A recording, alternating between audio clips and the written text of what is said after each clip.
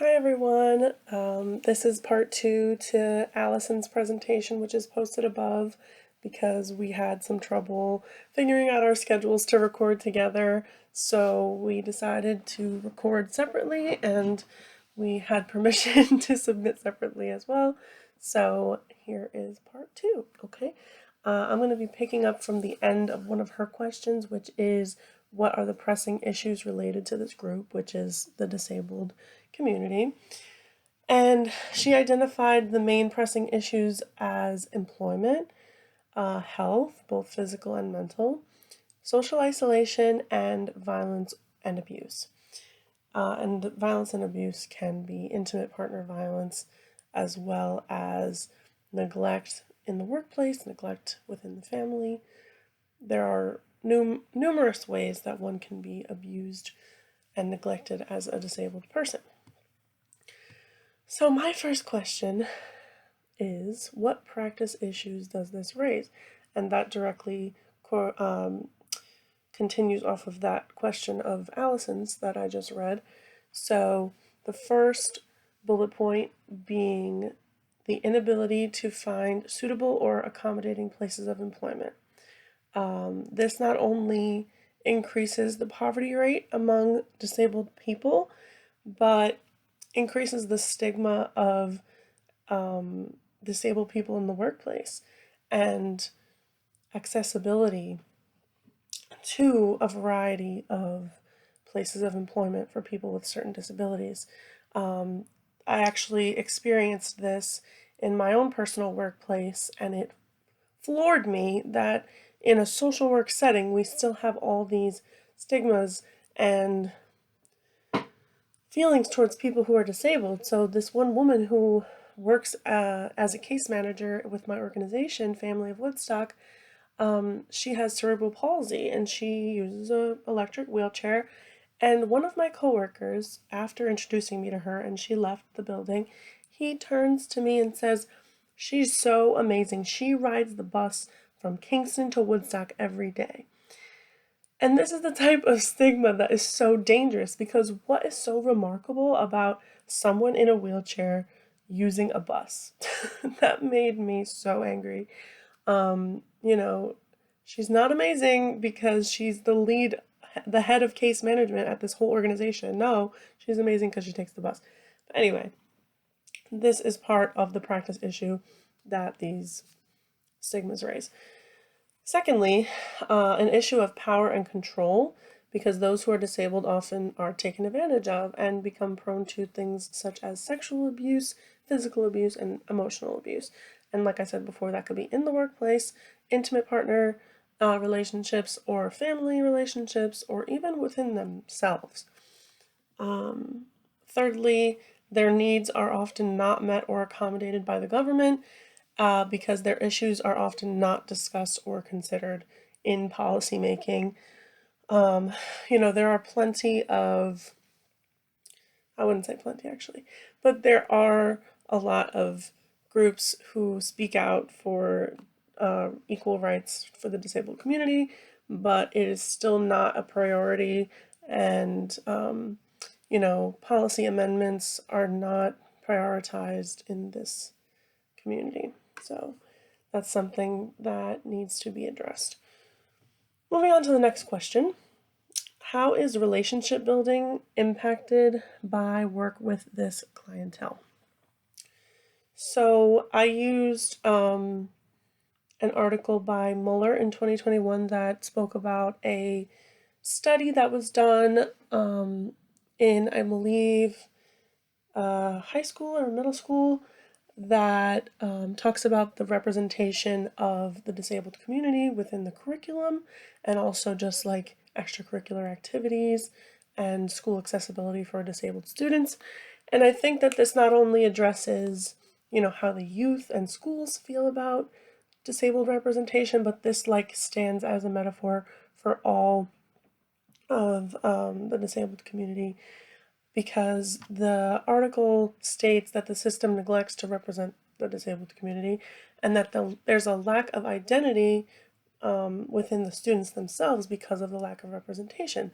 So I feel like that goes well beyond school, and the more representation we have for the disabled community, for any communities really, but the more representation in media, in lessons, in accommodations, in addressing issues and prioritizing people's needs, the less of that, the less of a sense of identity with their own disability there is.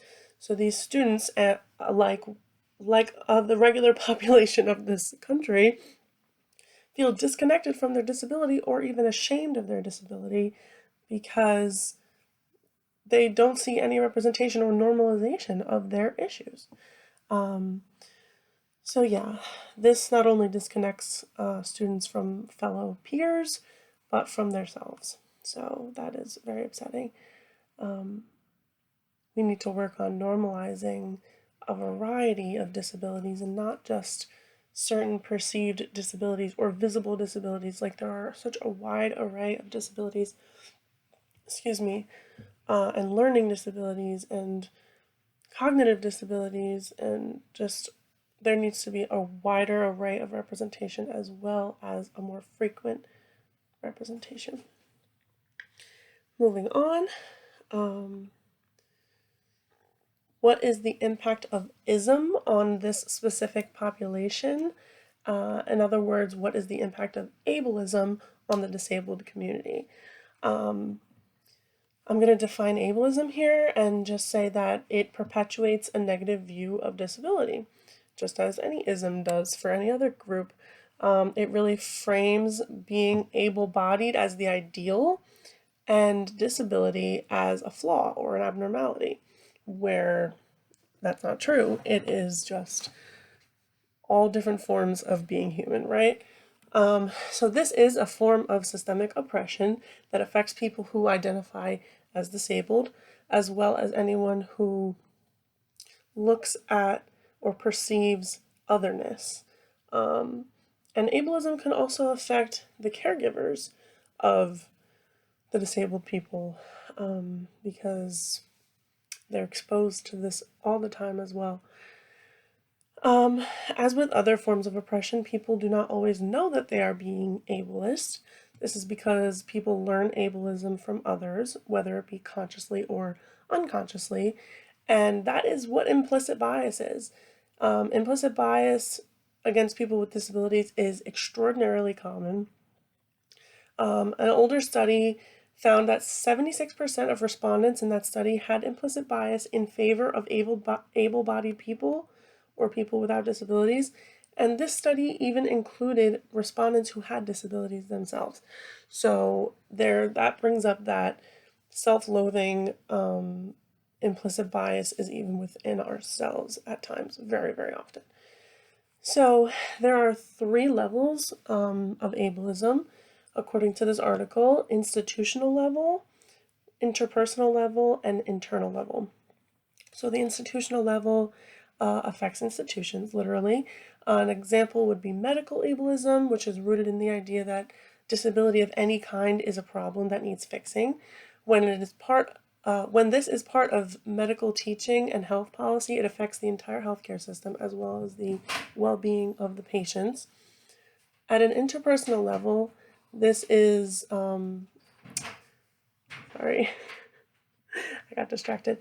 At an interpersonal level, ableism takes place in social interactions and relationships. For example, a parent of a child with a disability might try to cure the disability rather than normalize it and accept it and accommodate around the child's needs.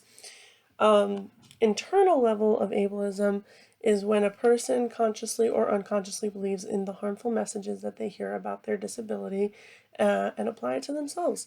For example, someone may feel that disability accommodations are a privilege, not a right. So they might feel that they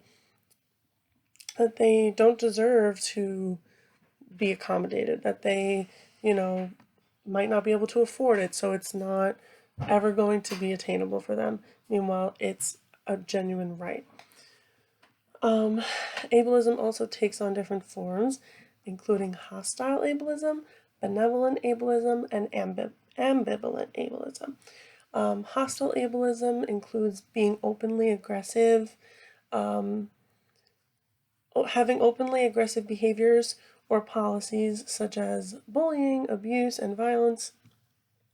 Benevolent ableism is a form of ableism which views people with disabilities as weak, vulnerable, or in need of rescuing. This is very patronizing and undermines the person's individuality as well as their bodily autonomy, forcing them an unequal power dynamic. Excuse me. Forcing them into an unequal power dynamic. And then there's ambivalent ableism. This is a combination of both hostile and benevolent ableism. For example, a person might start a social interaction by treating someone in a patronizing way and then switch to being hostile if the person objects their babying, if you so will. So yeah, that's where my portion of the presentation ends. I want to present the question to the class that what is a way that you have come across ableism in your life, and please leave a example down below. And have you ever tried to address ableism in your own personal life, or educate people on their behaviors that are pertaining to ableist beliefs? I appreciate you watching. I'm sorry for looking over so many times. I had to read from my document over here. Yeah, I hope you guys have a great evening, and I look forward to hearing from you.